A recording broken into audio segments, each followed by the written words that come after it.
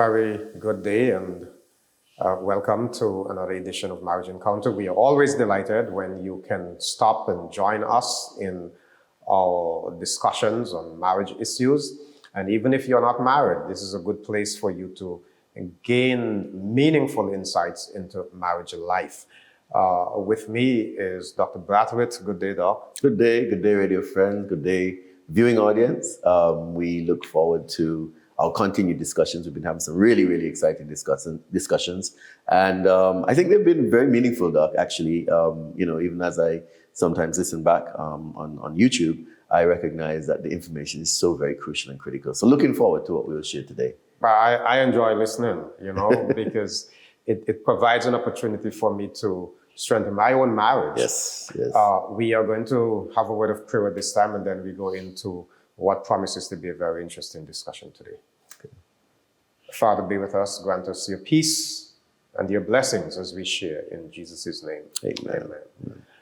Dr. Braithwaite, last week while you were responding to something, I can't remember the exact thing, but you mentioned, I'm not sure you're aware of it, but you mentioned something that says that sometimes what is happening in the relationship is a symptom, and people tend to deal with the symptom rather than deal with the real issue. Yes. So I want to take that because sometimes the intruder in a relationship, we're talking about safeguarding our marriages from outside interference, and sometimes the intruder is not the real issue. That's correct. We mentioned it coming towards the end because I knew it would lead us into today's discussion. Okay. But absolutely, sometimes the thing that you're dealing with is not the real cause. And that's the intruder. That's the one that shows its head, sort of. That's the one that creates the stir to sort of remove the equilibrium from your relationship. But when you examine it carefully, Doc, you recognize, this is not really the problem. So you mean a man may be working overtime, and every night, once upon a time he used to come home at 6 p.m. But nowadays he's coming home at 9 p.m. Right. And he really is at work. So this is not a situation where he's lying to say he's gone to some club or something to that effect. But he really is working late at night. And his wife begins to complain, and she thinks this is the real issue. My husband is in love with his work. He's putting all his energies in his work. He's not giving me any time. And she may even appeal for help to deal with, somebody needs to tell my husband he needs to get home at 4 o'clock or 5 o'clock or whenever the case may be. That may be a symptom. It may be true that the husband is coming home late, but the question is why? Right. So the intruder is him coming home late. That's the thing that's causing the problem. The work. They're removing the equilibrium in the relationship, his work. But that, as you mentioned, is just a symptom of what the real issue is. Yes. So having a discussion now can be very helpful. And you may have the discussion, or if rather you did what you should have done in the first instance, to have, this sit down with your spouse and admit that, honey, I'm observing a trend and it's creating a little concern for me. Can we talk about it? I notice that you're coming home later and later. And if the husband is open and transparent as he should be, he may say, for the last few months, I have been observing that you are doing something that is aggravating me. And I feel safer at work. Right. So, you have been lashing out at me, or maybe your in-laws are always here, and they seem to want to tell me what to do and how to do it, etc. And I just prefer, if every afternoon I'm coming home and my in-laws are there, let me just forget Stay at work a little longer. Yes. And so, it's really important, very, very important. And we could tie this to something that we address in conflict resolution, where we speak about, really identifying the cause of the conflict, because sometimes what you're seeing is really the symptoms of the conflict or symptoms of the issue at stake, and not really dealing with the matter itself. And so in the example that Dr. Greene used, so you may have been arguing or had an argument about the lateness of your husband coming home. Understanding when you get into a real solid conversation, and sometimes, again, Doc, it is at this point, after having struggled with it for quite some time, without resolution, that you may need to speak to somebody who can help. And as we spoke earlier, that person on the outside who can be objective, who can be balanced, who can share, who can help you to listen and to hear each other, may just be able to help you to come to the realization, as Doc said, that the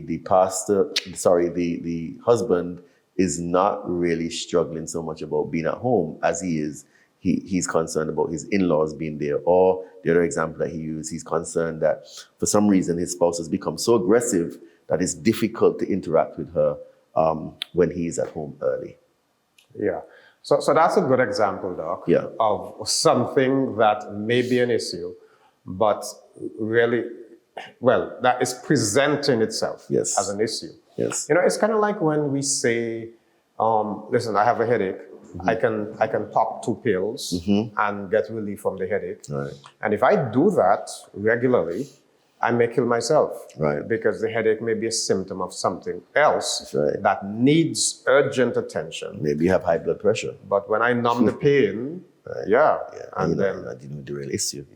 And in a similar way, we are saying that in your relationship, you need to give attention not just to the symptom, but to the real issue. Now, how do we get to that point where we can identify what the issue is? Because I can hear somebody saying, if this is the case, how do I know that all of this back and forth argument that I'm having in my house isn't a symptom of something else? Well, one of the things that we say on this program over and over again is, how important it is you used the term last week, to debrief, how important it is to spend time sharing on significant things in the relationship. The critical nature of communicating is something that we cannot overstate, because if you don't communicate, if you do not communicate well, then it's going to be very, very difficult for you to identify challenges in the relationship. And oftentimes persons gloss over things, thinking that this is simple, it's no big deal, not realizing that they haven't really gotten to the bottom of the matter. So I would suggest, Doc, that one of the most profound ways that a person can begin to identify the real concern is to communicate about. Communicate. Yes. And I like to say, Doc, that a good thing. In fact, a lot of people that I counsel, I suggest that this is a practice that they need to engage in. Once a week, have a sit down. Make this your evaluation time. And ask questions like, what have I done this week that is particularly satisfying to you that I should continue doing? And then the opposite question, what have I done this week that is a concern for you? Yes. And if we do that kind of thing, where we practice openness and communication, then we are addressing the issues as they come up. It's creating an environment where we are not afraid to speak to issues. I think one of the challenges in lots of marriages is that sometimes people are afraid to address issues.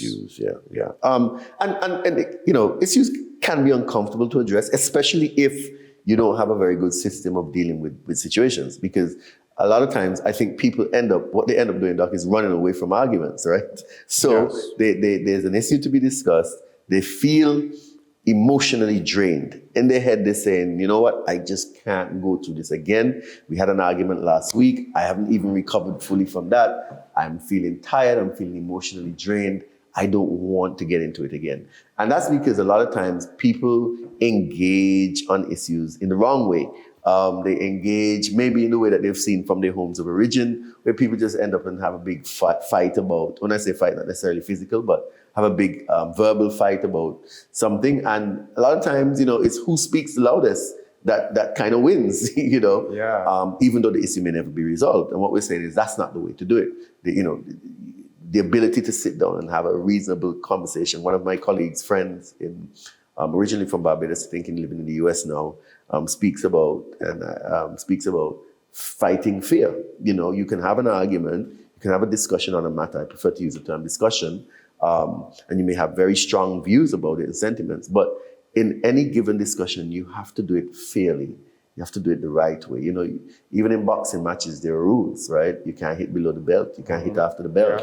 those are rules. And if you're going to engage with your spouse in discussing a matter, you got to have some rules. One person can't talk for 45 minutes and the other person just has to sit down and listen. And we're going to talk about those things in a little bit. Maybe not on today's broadcast, but I think that principle is so important that we have to recognize, one, it is necessary to be able to confront issues. Yes. Number two, that there's a way to do it. There's a right way to do certain things.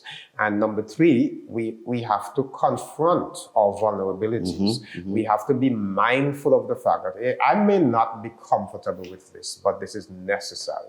I don't know if initially, especially for a new mother, that she enjoys changing diapers.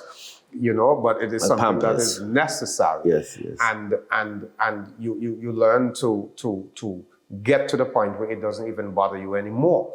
So if we don't address the issues, I think what we're saying, last week you used the word commitment, and I want to use the word priority this week. You have to make your marriage a priority. You have to be at that place where you are willing to give it your best shot, because it is important. Yeah, it is. I mean, we ask the question sometimes, why would somebody, spend $15,000, call all these people together, have a wedding ceremony, invite them, feed them, and rent a house or build a house for what, 3 months? And then say, let's call it quits. Let's call it quits. Nobody does that. but you see, here's the thing. I think the challenge is that people want to be happy. People want to be happy. People want to be comfortable.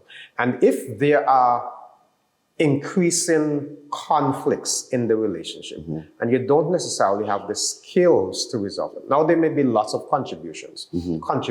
Yes. Right? You, for example, last week we spoke about the matter of not coming to the relationship expecting that your spouse is going to satisfy some lack that you had, that you didn't have in your home of origin. Your family of origin. It is important that you give attention to who you are, and I think a lot of people take for granted the preparatory aspect of marriage, and the preparatory aspect is not just the 6 months that we spend in counseling.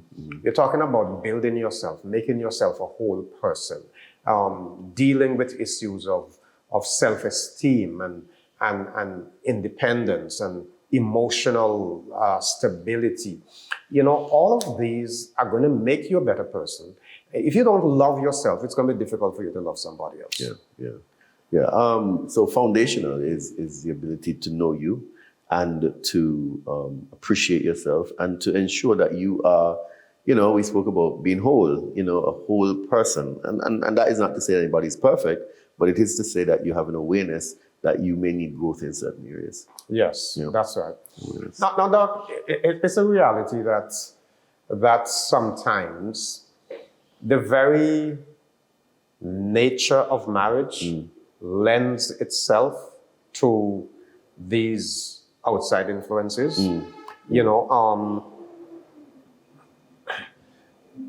When we consider what marriage is, if I am going to trust my spouse and let my spouse be an independent person and allow my spouse to express, and I want to especially emphasize this point because that's what we were talking about just now, allow my spouse to express her opinion, her likes and her dislikes.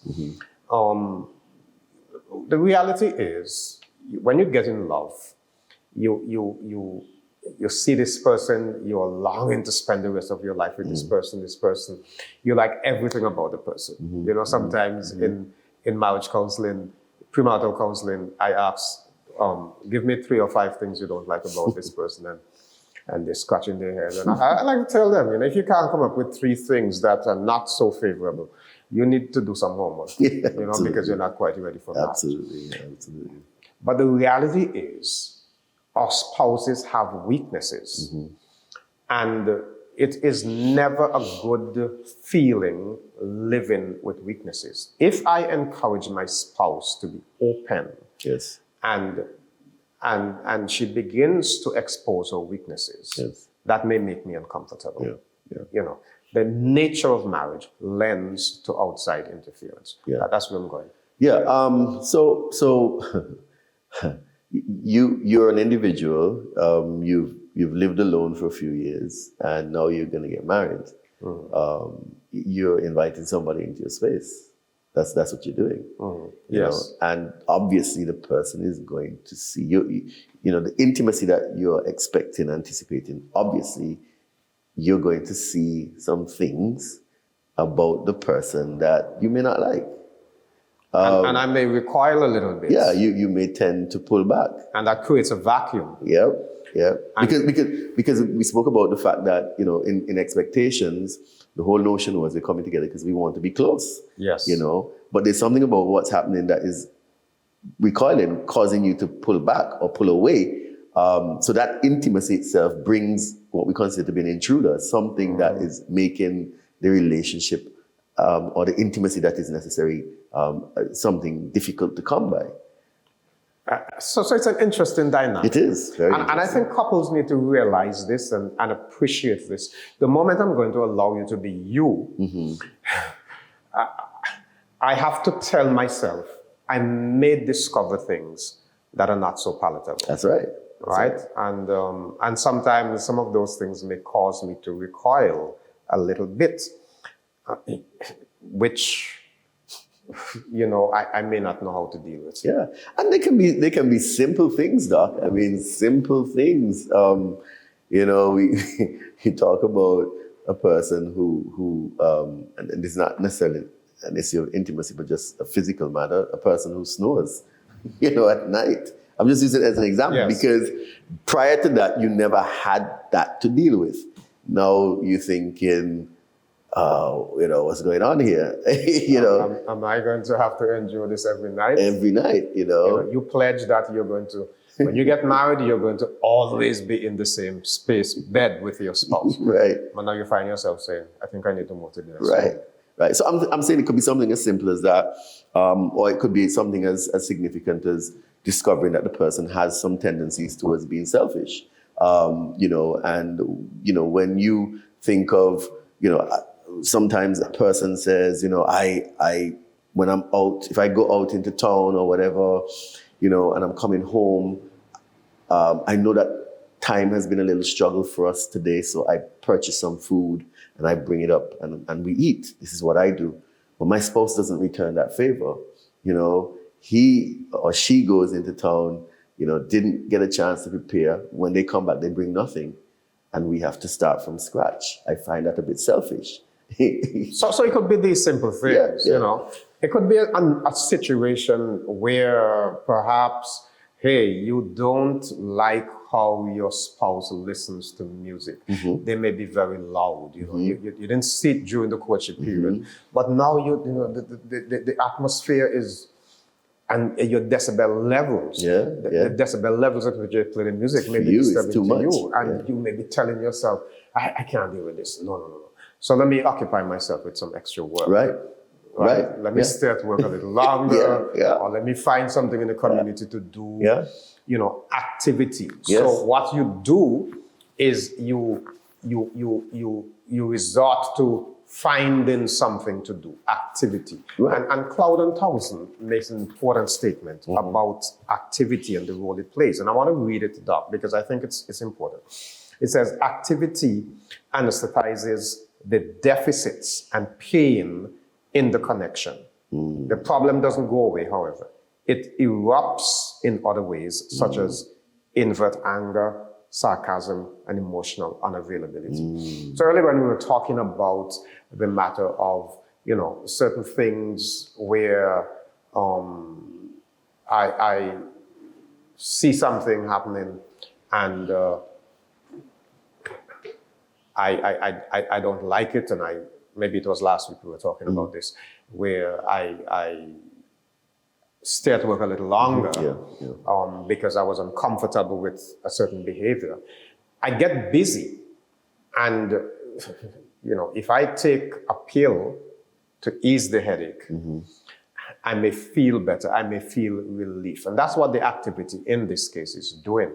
It is helping me not to confront a particular issue that is there. Yeah. So I guess we can look at that and determine that that may not always be the most healthy thing, because it sort of dulls you to the issue or the intruder that is currently with you. And we have been saying that it's important to confront issues. All right. So you don't, and last week we said, while, extracurricular activities and so on can be healthy in terms of your emotional state, those things now should not become a problem. You should not allow that now to become an intruder, meaning that I'm not confronting the issue. I'm just going to go to the gym. Yeah, exactly. Right. Exactly. Yeah. So again, we come back to what we were saying. That is how critical communication is. And a lot of our research shows us that persons who learn how to address and resolve issues actually have more intimacy, especially when it's done well, because they begin to realize that while we may have differences of opinion, I get the sense that when we would have resolved an issue or conflict, I would resolve it, and I get the sense that my spouse really loves me. My spouse really is into me then. Although we went through this significant issue, I don't get the feeling that my spouse doesn't love me. They wanted to work through the issue so that we could be even closer. And you see, this is the thing, Doc, because when we confront the issue, even if we don't come to consensus, I may not agree with your perspective. Yes.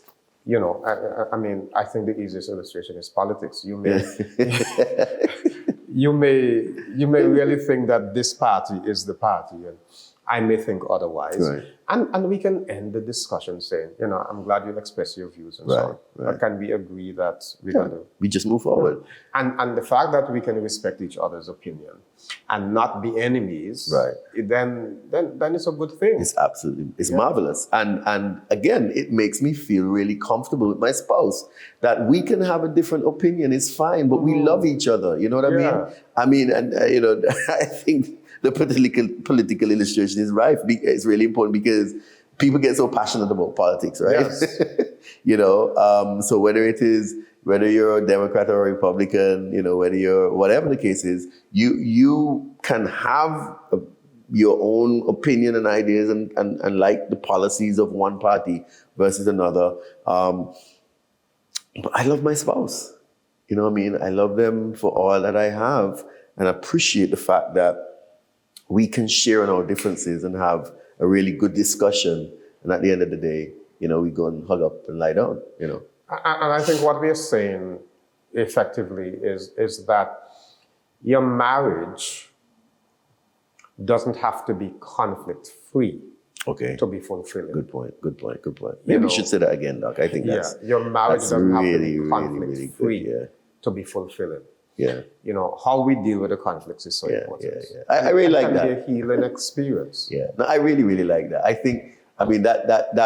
think that's something that we can play with a little bit, because some persons are of the opinion that, if our marriage is going to be good, then we have to agree on everything. If we don't agree, then something is wrong with us. And that is going to be a lifetime of headache, because to have a spouse who agrees with you on everything is challenging in my mind. Well, some people, some people think that way. If you don't agree with me, you don't love me. And that may be, Doc, that may be a symptom of some deficiency of character. Good. That's right. That individual needed to work through before he or she got married. Right. Yeah. Right. Because why would you equate a difference of opinion with love, in terms of the overall picture? Yes, I love you, but I don't like that red shoe that you have on with that green pants. I don't like it, and I don't particularly, you may choose to, but it's just not, I love you, but I don't like the combination. You're going into an area that is so very interesting, because I suppose lots of couples do argue over these kinds of things. Yeah, sometimes. absolutely. You know, your spouse may say, "Where are you going in that?" You know, and you say, "I like it." You know, but depending on the occasion, it may be quite okay. Exactly. And sometimes we have to get to the point where we are comfortable allowing one another to be themselves. And you know, we trash it out. Or you can sit down and discuss it, and you may say, "Well, if it makes you feel bad, I'll take it off." Right. You know, but this is the point. We don't have to share the same opinion on a particular matter. Yes, and we can still be deeply in love. Yes. Yeah. And who knows? You know, some years after, you can look back and laugh. Yeah. Have a good big laugh, man. Because you say, do you remember? You know what I mean? And you just celebrate it, you laugh at it, and you keep moving. And I think the more mature couples become, as they grow, especially if they're growing, if their marriage is a journey of growth, they will definitely come to the place where they will be able to look back 10, 15 years and say, you know, we were really immature. You know, we really made some boo-boos because we felt like we needed to control each other for whatever reasons. But as you get older and you begin to relinquish, you begin to grow, you begin to become more mature, you begin to observe, look, you know, my spouse is who she is. She has different opinions, ideas, views on certain things. And I'm comfortable with that. As a matter of fact, there are times when you actually use that to your advantage, where you're dealing with something and you say, you seek out the opinion of your spouse, because I know that my spouse is going to have something to offer that I didn't consider. That's right. A different perspective. Yes. And if we don't learn to live with these, we can have challenges. You know, you may be deciding we want to repaint the house. Yes. And your spouse says, I like this color, you like a different color. Now, if you try to say that your spouse has to see it from your perspective, then it becomes an element of control. Yes, it does. Yes, it does. So, you know, interestingly, our time is so short, we can continue, I hope, next week. But I was with some friends last evening, and we were talking, and one person said, you know, sometimes it's good to be a dictator. That's what they said. So I said, what? You know, immediately my ears peaked up. I said, dictatorship has never really worked. You know, I mean, of course, in our discussion here on the radio, on the TV and the radio, a lot of people will have their own views. But then the person went on to say, sometimes you have to be a dictator, even in your marriage. So I said, this is a problem right here, you know. You know, again, in the discussion that we've been having, allowing a person to have their own opinions, ideas, and their own feelings, and be able to address those and explain them and discuss them in the context of a relationship, two persons sharing, is very, very healthy. Dictatorship doesn't work in marriage. I think we owe our viewers and listeners the courtesy to continue this discussion next week, because our time is up. Time is up. So we're going to start with that next week. Is it ever right to be a dictator in your marriage? Well, that's all the time we have for today. You have questions, concerns, or comments, marriageencounter@slcadventist.org. That is marriageencounter@slcadventist.org. So please be sure to join us next week and tell your friend. We will be right back. God bless.